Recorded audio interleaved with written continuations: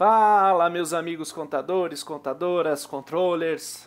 Sejam todos mais uma vez bem-vindos ao canal Educa Valuation.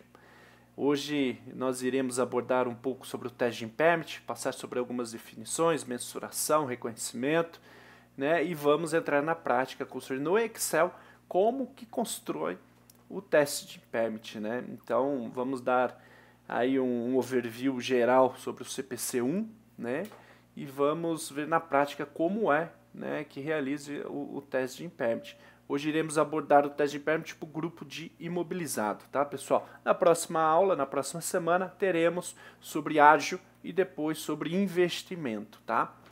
Bom, pessoal, para quem ainda não me conhece, eu sou Juliano Araújo, sou mestrando em estatística, sou contador controller. Tenho especialização em FRS e também sou especialista em avaliação econômica financeira. Atuei mais de 15 anos no mercado, né, com destaque aí para empresas do agronegócio, tá? E também fui avaliador, revisor, gerente aí de valuation em Big Four. Então, pessoal, esse assunto que eu vou trazer aqui hoje para vocês é um assunto complexo, né? Teste de impairment tem cheiro e sabor de valuation, mas não é, né, pessoal? A gente sabe que não é. E durante todo esse tempo, em minha trajetória profissional, eu pude perceber a carência desse assunto e domínio, né, que executivos, contadores e outros profissionais tinham com o assunto. Então aqui no canal, no Educa Valuation, eu vou trazer na prática e as particularidades, dicas, regras de ouro, pessoal, para que vocês consigam aí internamente na empresa de vocês aplicar de forma correta, né, construir o teste de impairment. Tá bom, pessoal? Bom, além disso, eu sou sócio da Asset Valuation, é uma consultoria que especialista em avaliação econômica financeira, né, e onde a gente também faz todo esse trabalho para atendimento às normas contábeis, tá? De teste de impairment, PPA, ativo biológico, propriedade para investimento, IR diferido e tudo mais, tá bom, pessoal? Bom, sem mais delonga, eu já começo falando qual é o alcance do CPC-1, pessoal. Qual é o alcance, o que a norma fala sobre esse alcance. Né? Devem ser aplicados, né, o teste de impairment para todos os ativos, exceto, olha só, pessoal, exceto estoque. Não se aplica teste de impairment para estoque, CPC 16. Receita de contratos de cliente, não se aplica, CPC 47. Ativo diferido, CPC 32. Pessoal, não se aplica. Nós teremos aula, tá, em específico aí para ativo diferido. A projeção, né, esperada dos impostos, tá bom? CPC 32. Benefícios a empregados, CPC 33, não se aplica também. Instrumentos financeiros, CPC 48. Propriedade para investimento, teremos aula, hein? Propriedade de investimento, CPC 28. Ativo biológico, olha aí. Vamos também ter uma aula de ativo biológico específico. Vamos falar sobre como fazer a projeção para soja, milho, algodão, café, banana, pinos, eucalipto, cana.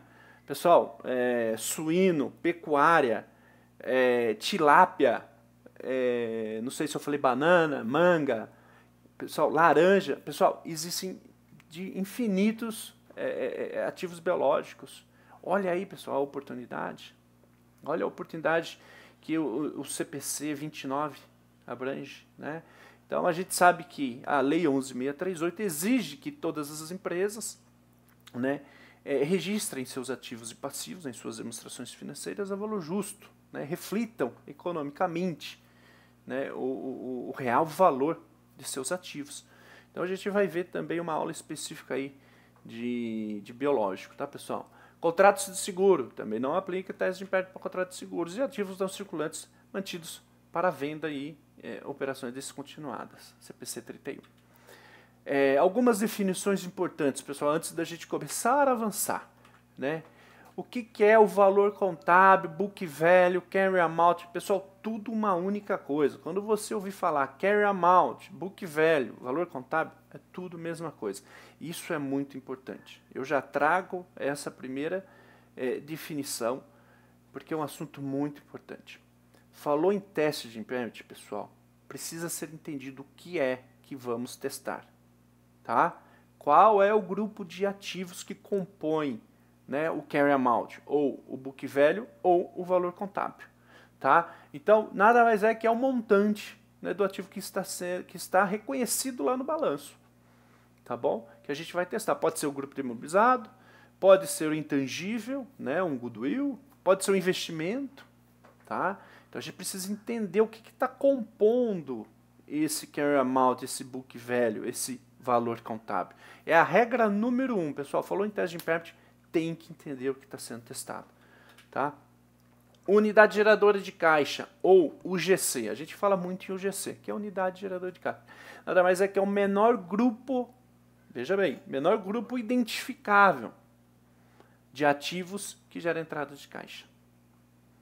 Tá? Eu trouxe aqui uma foto da Ambev para citar alguns exemplos. A Ambev, por exemplo, tem operações Cuiabá, Recife, Jaguariúna,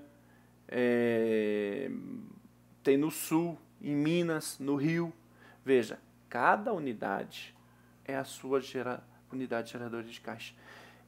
Então, a norma fala, é o menor grupo identificável. Eu consigo fazer o teste de impairment de uma máquina específica? Não, pessoal, não dá, né? Ela depende também de outras máquinas.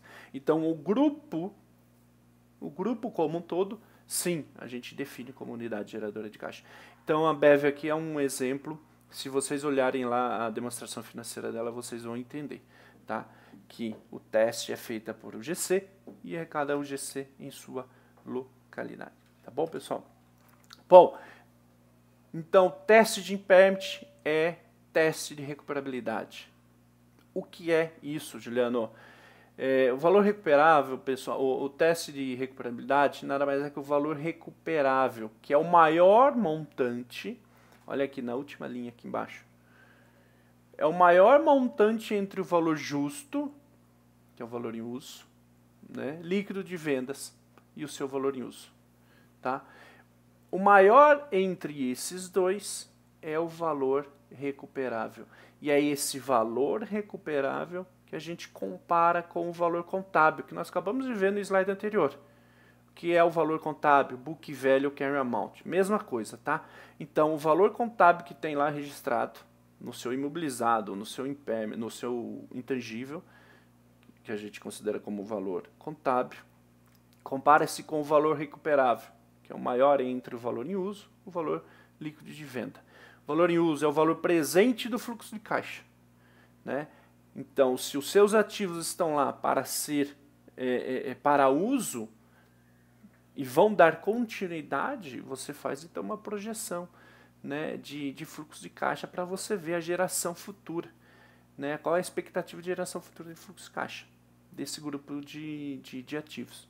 E a gente chega então no valor em uso. Ou, né, o valor líquido de venda. Tá? O quanto, se eu for vender aqueles ativos, aquelas máquinas, o quanto aquilo valeria. Então, o maior entre um ou outro é o seu valor recuperável e você compara com o valor contábil. Tá?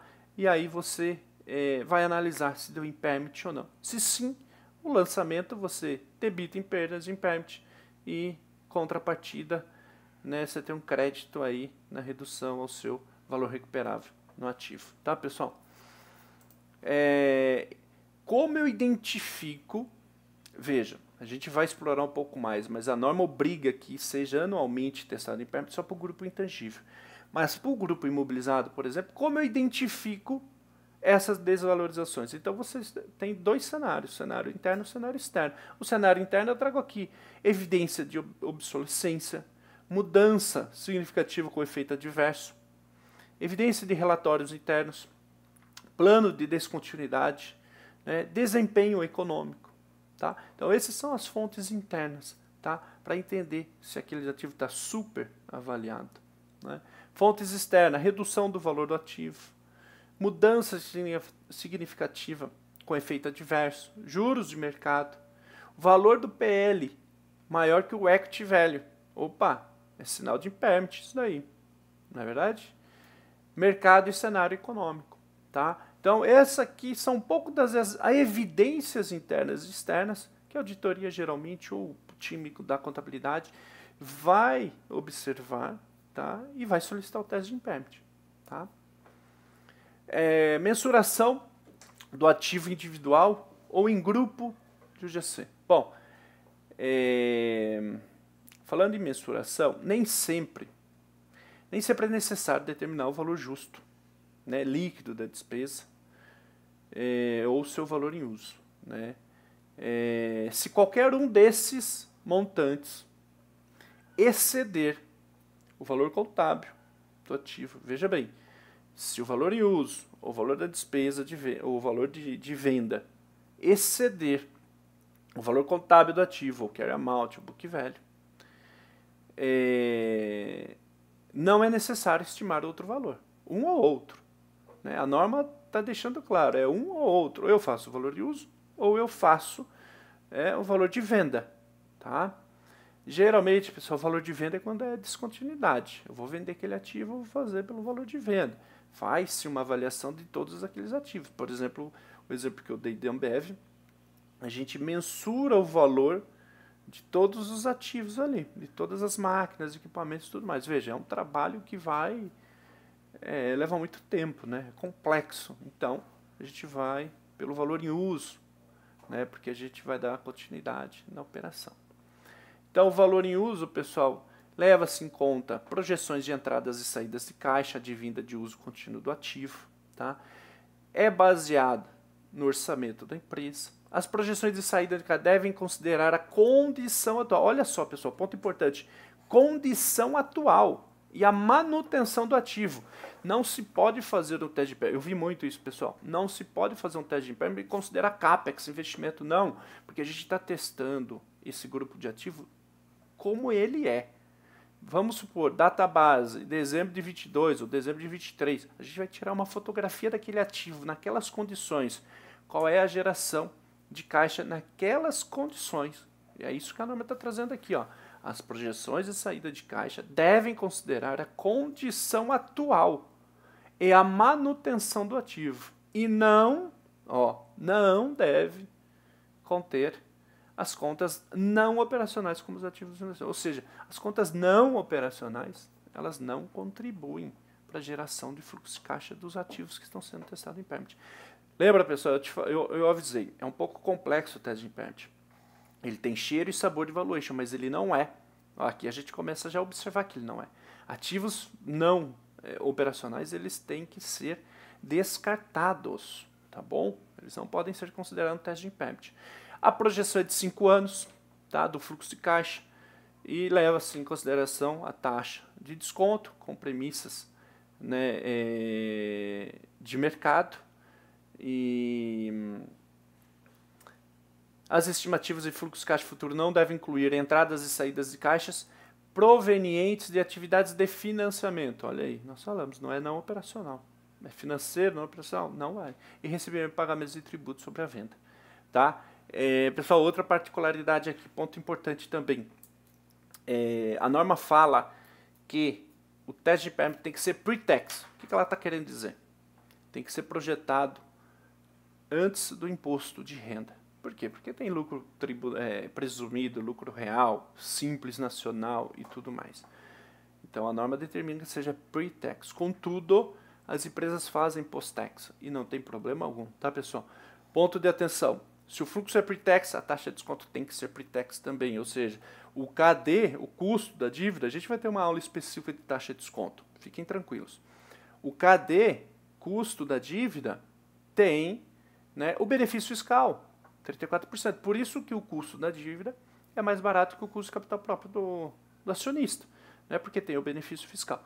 Então, a gente não pode considerar esse benefício fiscal quando o fluxo é pre-tax. Então, fluxo pre-tax, taxa pre-tax, tá bom, pessoal? Ou fluxo pós-tax, taxa pós-tax. Tudo bem? Outra regrinha aí, outra dica de ouro para vocês, hein, pessoal? Goodwill, testado anualmente. Pessoal, o que é Goodwill? É expectativa de rentabilidade futura, tá? Ágil. Uma empresa comprou a outra, contabilizou todos os ativos e passivos adquiridos. O adicional que ela paga além disso é o seu ágio, é o seu goodwill. E aí, nesse caso, tem que ser testado anualmente. Não se amortiza goodwill, pessoal, somente para efeito fiscal, tributário. Efeito contábil não amortiza, tá, pessoal? Por isso que a norma o CPC1 está falando aqui. Tá vendo? Testado anualmente. Aí vira obrigatório, pessoal. Se você tem ágil, aí é obrigatório. Todo ano, tá? E aí, se você não tem o ágil, e sim um imobilizado ou investimento, aí você precisa identificar alguma evidência de super avaliação desses ativos e realizar o teste de impairment, tá, pessoal? Pessoal, antes da gente avançar, eu queria pedir aqui a gentileza para vocês curtirem o canal, se inscrevam aí, pessoal, ajude o canal a crescer, tá bom? Para que a gente aí consiga trazer mais conteúdos para vocês e para a gente crescer junto, pessoal, crescer juntos, tá bom? Desvalorização em caso de ágil. Aqui a gente já começa a falar de ágil, né? Ah, comprei uma empresa, registrei o ágil. E, putz, aquela aquisição não sofreu a sinergia que a gente tinha esperado e tudo mais.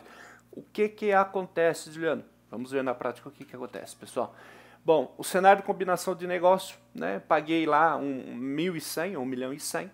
O valor justo dos ativos, a empresa tem 60% de participação, para 1.500, então 900 eu vou registrar, né, nos ativos e passivos adquiridos. O outro 200 é ágil, é o que eu paguei a mais do que vale aqueles ativos. É claro, para um cenário de combinação de negócios, CPC 15, a gente precisa preparar um laudo chamado PPA, né, Business Combination. E com isso avalia-se todos os ativos e passivos adquiridos a valor justo. E aí existem regras, metodologias, que a gente também terá uma aula específica para isso, tá, pessoal? Aí tem que identificar se tem valor de marca, valor de carteira de clientes, valor de software, outros intangíveis envolvidos, né, numa transação. A gente vai chegar lá nessa aula aí. Enfim, então, registrado esse ativo e passivo a R$ 900, a valor justo, contabiliza também a diferença que é o ágil, 200, né, reais, 200 mil, o que for, como ágil. E aí a norma já obriga anualmente a testar impairment. Testamos impairment. Pessoal, deu impairment. Deu a expectativa lá, o valor recuperável deu abaixo do valor contábil. O que acontece nesse cenário, pessoal? Então veja, se eu tenho o valor contábil, book value, carry amount, mesma coisa. De 100, olha aqui, valor contábil, 100. Valor recuperável, fiz a projeção do valor em uso, fluxo caixa projetado, 5 anos, bonitinho, trouxe o valor presente, deu 70. A gente precisa contabilizar esse 30 de perda. Como a gente contabiliza? Veja que esse cenário de desvalorização, eu estou trazendo em linha com o exemplo da Ambev, o GC, Unidade Gerador de Caixa, que é grupo de ativos. Então, o exemplo aqui, ó, se eu tenho 4, veja, 4 UGCs, e eu tenho um ágio de 20, como que eu contabilizo essa perda de 30, tá? Então, vamos ver. Primeira coisa, primeira regra, pessoal, tem ágio, temos que deduzir o ágio, para depois começar a deduzir essa perda dos ativos, das UGCs. Olha aqui o exemplo, ó. Perda com desvalorização, 30. Aí, ágio, eu tenho 20 de ágio. Eu vou zerar o meu ágio. E a diferença é de 10, eu tenho 4 GC, 2,5. Eu faço um rateio proporcional a cada uma delas. Tá bom, pessoal? É assim que a gente calcula ou contabiliza a desvalorização, o teste de impairment para o GC e em caso de ágio, tá? Eu trago aqui também, pessoal, um disclosure para compartilhar com vocês. Eu acho super importante isso, super importante esse tema, tá? Então esse aqui é um vídeo, inclusive esse é o link aqui do YouTube. Eles trazem aqui algumas discussões sobre a contabilização do goodwill, tá? Perdas por impairment do goodwill são reconhecidas tarde demais, né? E a gente vai chegar nesse ponto, e realmente são tarde demais. Pode ser devido à estimativa fluxo-caixa muito otimista, o headroom, que a gente vai falar um pouco, protege o goodwill contra impairment, e é verdade. E aqui um pouco que eu falei no início, o teste de impairment é complexo e oneroso para as empresas, né? Então isso aqui é uma pesquisa que foi realizada pelo IASB, né? O TED impairment pode ser mais eficaz, o goodwill deve ser amortizado. No caso que eu falei aqui no Brasil não pode ser amortizado, só para efeito fiscal, para efeito contábil não, tem que ser testado o impairment anualmente. E pode ser simplificado, né? Então, veja, olha o contexto da blindagem, ou shielding, que eles chamam, né? Veja, no cenário que nós falamos agora há pouco, se eu tenho um goodwill, né, um ágio lançado, então veja, aqui, o que vocês veem aqui é o cenário do negócio adquirido, né, uma empresa que foi comprada, e aqui o negócio da adquirente, né, a empresa que comprou. Elas juntos, nesse terceiro exemplo, que é um negócio combinado, veja, ela junto, somada, todos os grupos de ativos e passivos, a valor justo e tudo mais, com um ágio, somado, você chega aí num valor recuperável maior que o valor contábil, ou seja, sem cenário de impairment, né? E o ágio e o goodwill estão alocados nesse cenário. Então veja, você não consegue testar o goodwill isoladamente, tá? Uma vez que você combinou os negócios, você vai avaliar o conjunto como um todo, empresa A e B, né? Quando elas se uniram. Então, com isso, é o efeito blindagem, que é uma discussão que traz. Muitas vezes você faz aquisição de alguma empresa, aquela sinergia não deu certo, ou várias startups são adquiridas por valores lá em cima. Então, a gente vê, né, depois, quando vai realizar o teste de impairment desse ágio, né, ele não consegue ser mensurado isoladamente. Aí você, com o negócio combinado como um todo, você não tem um cenário de impairment. Então essa é uma discussão, eu super recomendo a leitura, a visualização desse vídeo aqui no YouTube, tá? Que é uma discussão aqui do pessoal do IFRS, para que vocês realmente entendam um pouco esse efeito blindagem aqui do goodwill. Tá bom, pessoal? Bom, reversão, pessoal. Bom, a gente está falando em desvalorização, vamos fazer o teste de impairment para derrubar o valor e tudo mais. E se o contrário for verdadeiro, né? E se uma perda por desvalorização reconhecida em períodos anteriores, há 2 anos, há 3 anos atrás, nós fomos lá, reconhecemos uma perda de um ativo, né? Exceto o ágio, pessoal, que nem o exemplo que eu dei aqui. Se o ágio deu perda, zerou o ágio, não tem como, né, a gente fazer essa reversão, tá? Agora, dos ativos das UGCs, no exemplo que nós vimos, sim, aí sim é possível. Então, devem ser revertidas somente se tiver havido mudanças nas estimativas utilizadas para determinar o valor recuperável desse ativo, né? Desde a última perda por desvalorização que foi reconhecida. Esse aumento ocorre pela reversão da perda por desvalorização. Pessoal, a teoria é um pouco disso, definição, né? Eu quis aqui trazer os principais pontos para vocês, para que agora a gente vá mão na massa no Excel. Aqui é uma referência bibliográfica, eu super recomendo o livro do Nakal, do Godoy e do Botelho. Aqui, pessoal, tem 3 professores, foram meus professores na USP, e super recomendo as normas comentadas, tá? E exemplos assim ótimos para que vocês também consigam ter aí um material de apoio, tá bom, pessoal?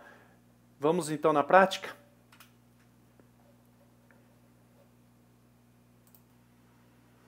Bom, pessoal, na prática então aqui no Excel agora, tá? Bom, aqui a gente tem o disclaimer. Pessoal, deixem aqui o comentário, né, o e-mail de vocês, aí quem tiver interesse em receber o material, tá? Que eu vou estar pessoalmente enviando para vocês. Fiquem à vontade também de me mandar e-mail, qualquer coisa, mandar WhatsApp. Fiquem à vontade, pessoal. Estou aqui para ajudar vocês, tá bom?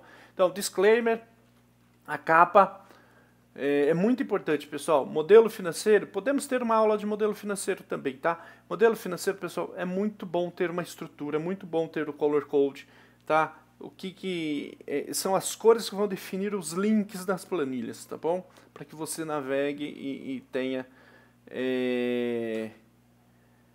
bastante confidência aí com os números, tá bom?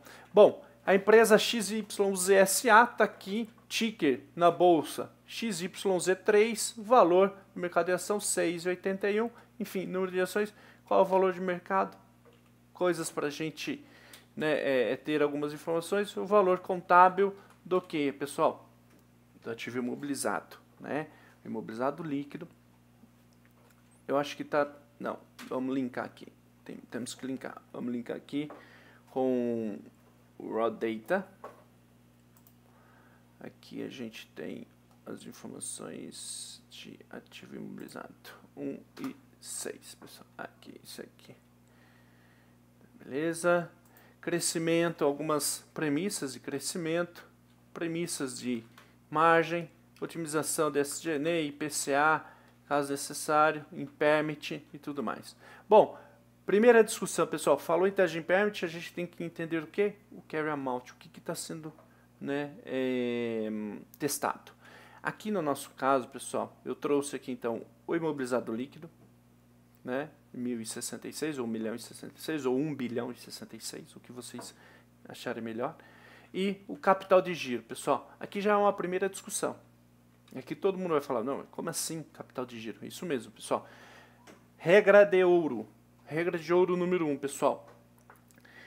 Se o capital de giro, as contas operacionais, contas a receber, contas a pagar e estoque, se elas não estiverem compondo, ou seja, sendo considerada no carry amount, elas não podem ter saldos na data base, ano zero, tá? Porque elas não contribuem para aquela expectativa de geração de fluxo de caixa futuro, tá bom? Regra de ouro, pessoal, como, né, avaliador e revisor, eu vi muitas empresas grandes, pessoal, empresas listadas na bolsa, empresas não listadas na bolsa, errando com isso, tá?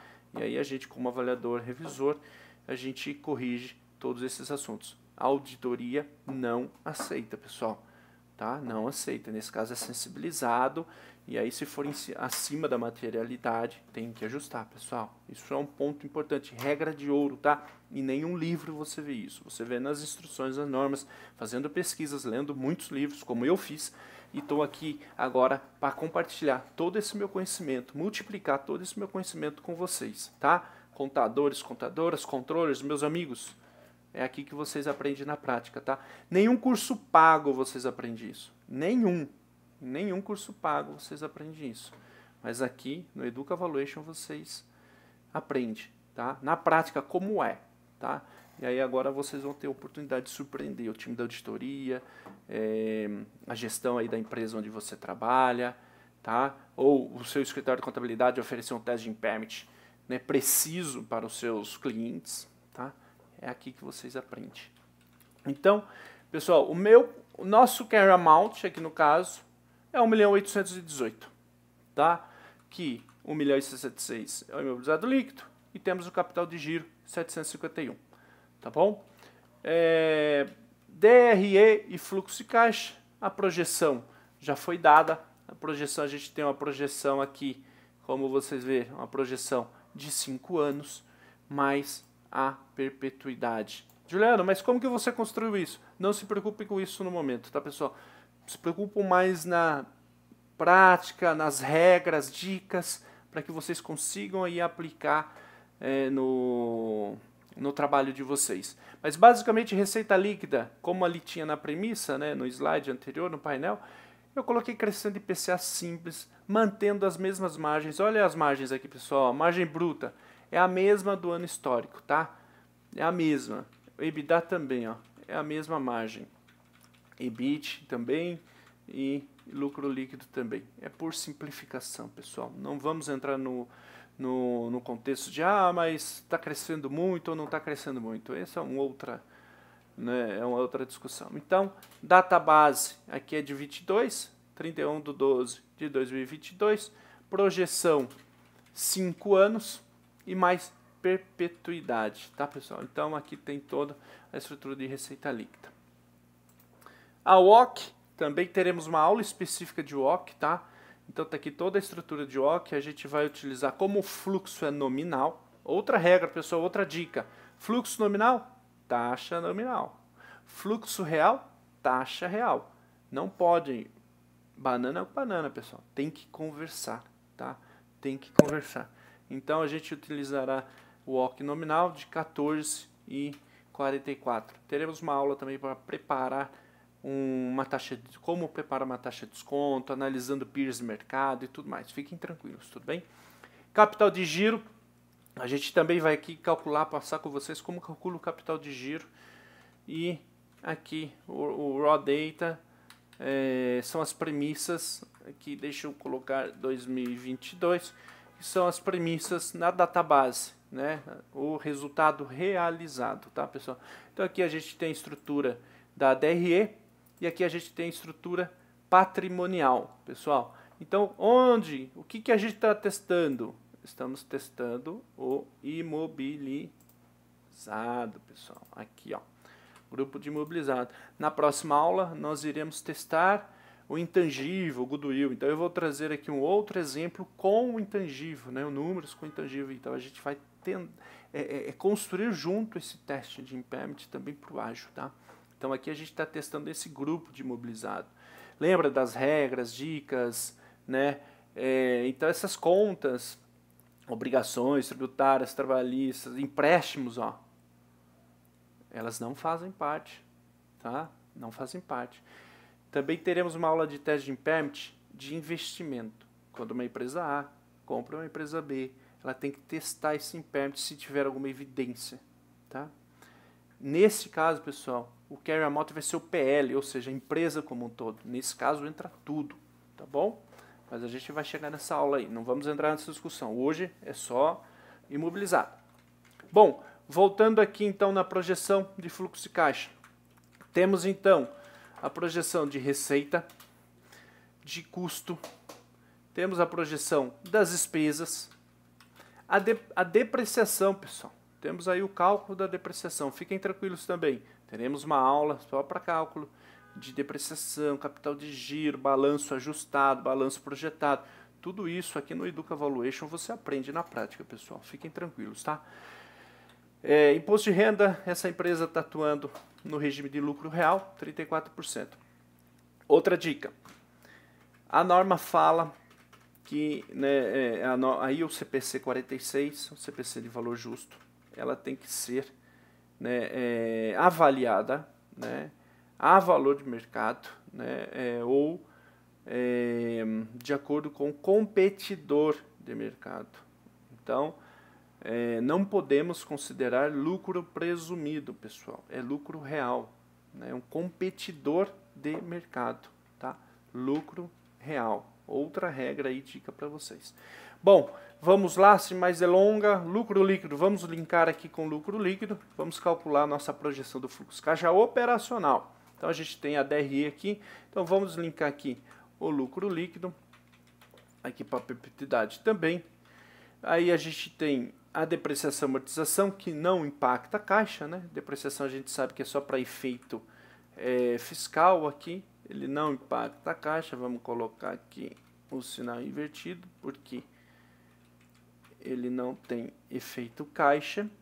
E a gente tem o que então, pessoal? A variação do capital de giro.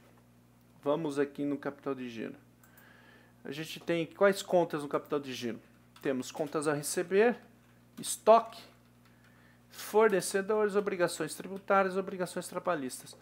É o capital de giro que essa empresa necessita para que esses ativos consigam gerar, né, essa expectativa de fluxo de caixa.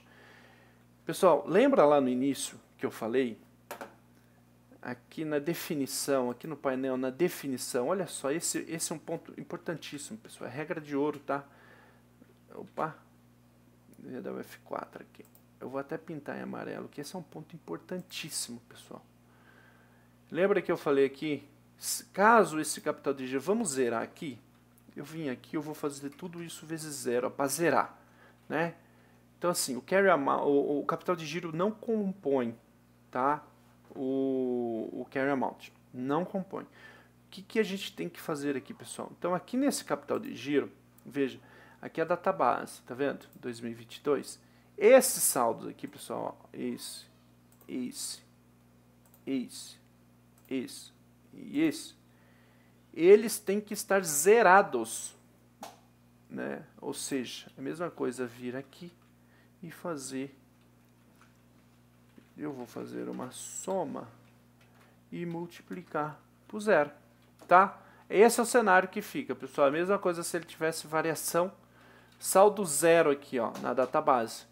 Regra de ouro, pessoal, regra de ouro. Ninguém sabe disso. Poucas pessoas sabem disso. E você agora, tá? Então, pessoal, por isso que é importante você entender a definição, né? Antes de mais nada, começou o teste de impairment, falou em teste de impairment, fala o que é o carry amount, ou o saldo contábil, o book value, tá? Você precisa entender o que compõe o carry amount. É o ativo imobilizado? Tem capital de giro lá dentro ou não? Não, não tem? Opa, já fique atento. Lá na sua projeção de fluxo caixa não pode ter saldos na database, tá bom? Entendidos? Beleza. Então eu vou voltar aqui.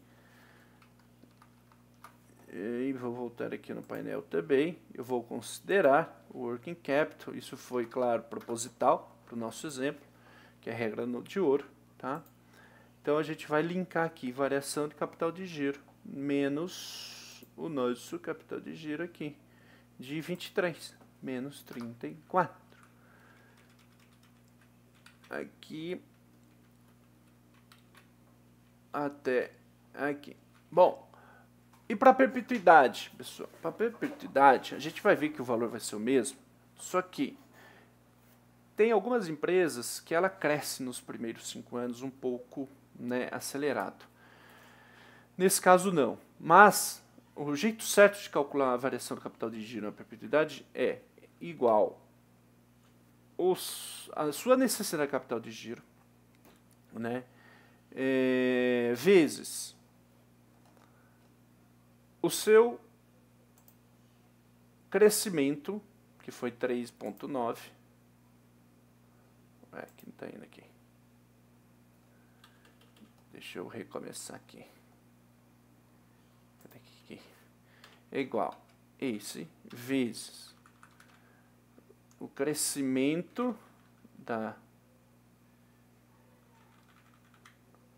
do seu último ano, que aqui nesse caso foi IPCA, dividido pelo crescimento da perpetuidade, tá? É proporcional, mas como é o mesmo valor, vai dar praticamente o mesmo saldo aqui, tá, pessoal? Essa é a regra certa de calcular. Bom, períodos a descontar, a gente sempre vai descontar meio período. Por que meio período, pessoal? E mais um aqui, a partir daqui mais um. Por que meio período, pessoal? Então, assim, é claro que vai depender de negócios, né? Mas isso é devido à sazonalidade, né? A gente assume que nem tudo acontece nem em janeiro e nem em dezembro, é no meio do ano. Então, por isso que o fator de desconto é meio período, tá? Então, o fator de desconto aqui vai ser igual a 1 dividido por 1 mais a taxa, que a gente já vai trazer a taxa de desconto aqui lá no WOC, tá? Vamos travar esse carinha aqui,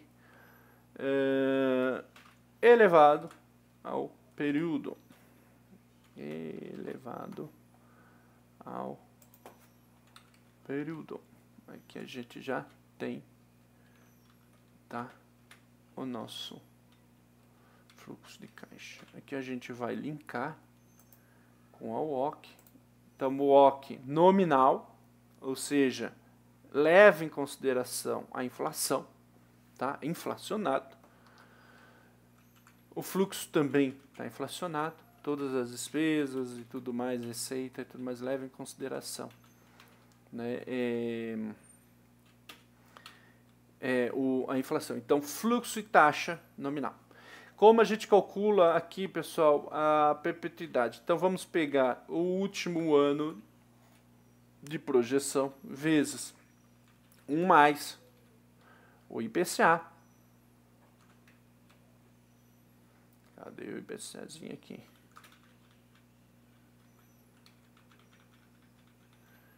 Mais o IPCA dividido por WOC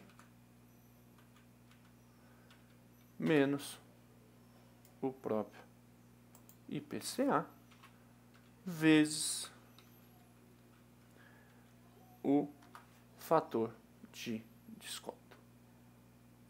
Chegamos na perpetuidade ano zero, tá? Por quê? Porque esse já é o fator, né, a valor presente. Então a gente vem aqui, somatório do nosso fluxo de caixa no período explícito, tá? E vamos linkar aqui a perpetuidade. Então, pessoal, qual é o valor em uso do nosso grupo de imobilizado aqui? 5.589.000, né? Vamos aqui no painel. O valor em uso 5.589, que é o valor recuperável, né? O que é o valor recuperável? O maior entre o valor em uso ou o valor líquido das despesas de venda. Então, o valor em uso a gente estimou que é o maior. E o carry amount, que é o valor contábil, 1.818. Pessoal, nesse caso não se faz nada, tá? Não tem perda por impairment. Se o valor em uso fosse de 1 milhão, aí teria 1,5 milhão, teria impairment, tá? Aí teria que ir lá ajustar essa perda nas demonstrações financeiras da companhia. Tudo bem? Pessoal, basicamente é isso, tá? Aqui eu trouxe muitas dicas e regras de ouro para vocês. De novo, quem quiser esse material aqui, eu posso compartilhar com vocês. Deixa aí no comentário, tá? O e-mail de vocês. Escreva lá eu quero e deixa seu e-mail que eu mando, tá bom? Curta, compartilha aí com a comunidade, com os amigos, com o pessoal do trabalho. Porque, pessoal, é o que eu estou falando para vocês. Isso nenhum curso pago te ensina. Aqui no Educa Valuation, pessoal, aqui a gente traz na prática Valuation sem segredo para vocês, tá bom? Pessoal, gratidão, fiquem com Deus e até a nossa próxima aula. Na próxima aula a gente vai falar de teste de impairment de goodwill, beleza? Um grande abraço, fiquem com Deus.